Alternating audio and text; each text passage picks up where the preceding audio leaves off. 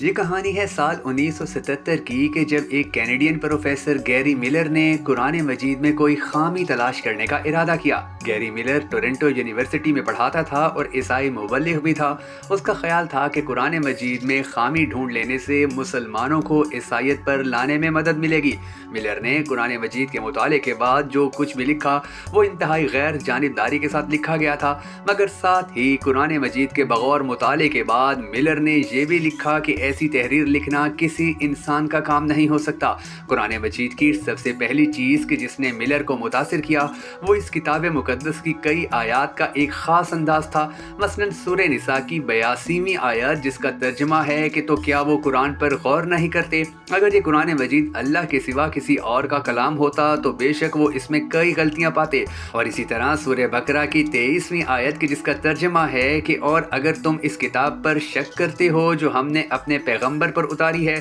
تو اس جیسی ایک سورہ ہی لا کر دکھاؤ۔ قرآن مجید پر تحقیق کے بعد پروفیسر ملر نے دی امیزنگ قرآن کے نام سے ایک لیکچر دیا جس میں اس نے کہا کہ دنیا میں ایسا کوئی مصنف نہیں ہے کہ جو ایک کتاب لکھے اور پھر لوگوں کو چیلنج کرے کہ آؤ میری کتاب میں سے غلطی نکال کر دکھاؤ، جس طرح قرآن مجید میں بارہا اسی حوالے سے کہا گیا ہے۔ ملر مزید کہتا ہے کہ یہ بہت ہی حیران کن ہے کہ قرآن مجید میں جو آیات مسلمانوں کی کسی شکست یا صدمے کے موقع پر نازل ہوئیں ان میں فتح کی خوشخبری سنائی گئی، جبکہ جو آیات کسی فتح کے موقع پر نازل ہوئیں ان میں غرور و تکبر سے بچنے کی تنبیہ کی گئی ہے اور مسلمانوں سے مزید جد و جہد اور قربانیاں طلب کی گئی ہیں۔ گیری ملر کہتا ہے کہ اگر کوئی شخص اپنی آپ بیتی لکھتا ہے تو وہ اپنی فتوحات کو بڑھا چڑھا کر بیان کرتا ہے اور شکست کو بھی ہیلے بہانے سے جیت ہی قرار دینے کی کوشش کرتا ہے، لیکن قرآن مجید میں تسلسل کے ساتھ اور انتہائی منطقی انداز میں اس کے بالکل برعکس لکھا گیا ہے۔ قرآن مجید میں کسی ایک مخصوص وقت کی تاریخ بیان نہیں کی گئی،